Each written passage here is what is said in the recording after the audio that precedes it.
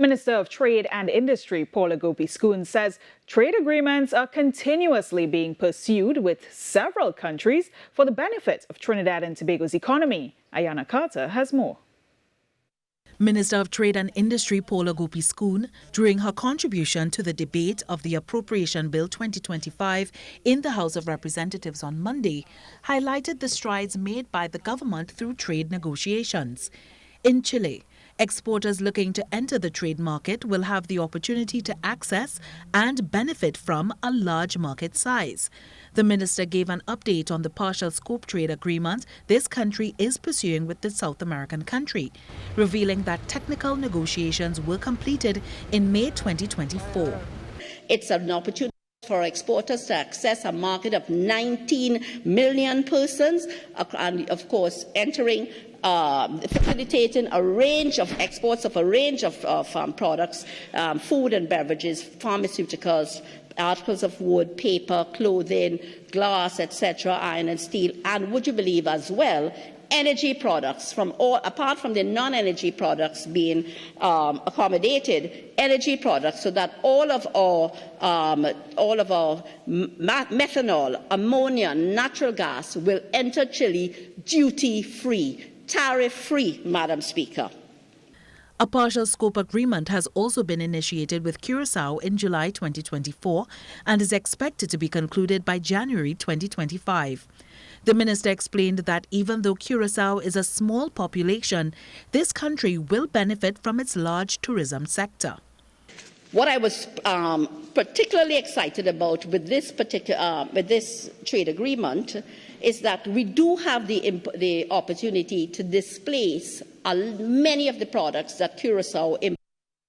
For instance, they import 90% of their poultry, which gives us an opportunity in poultry. They import all of their detergents and soaps, even jams and jellies, biscuits, pharmaceuticals, cosmetics, and so on. So that the market is wide. It's a significant market across the board for our manufacturers.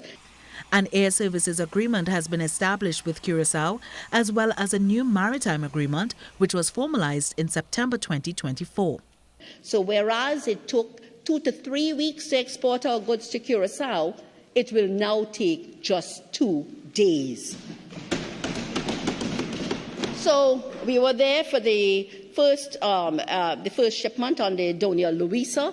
A mere 19 containers was on that. It's a small vessel, but that's the kind of vessel that can do the connectivity that we want for our goods.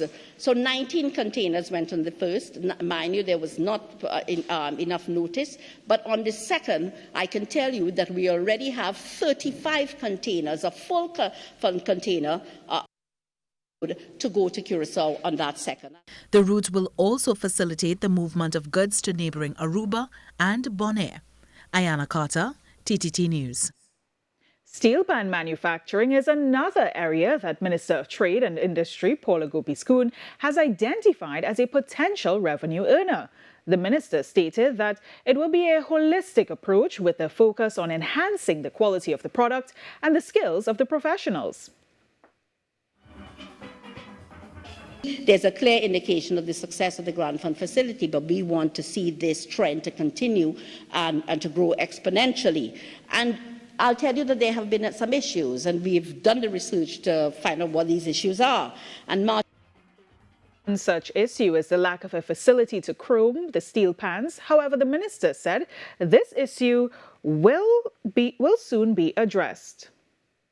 Address this issue, and I make the announcements here today that a chroming facility will be opened, world standard, in Trinidad and Tobago before the end of 2024.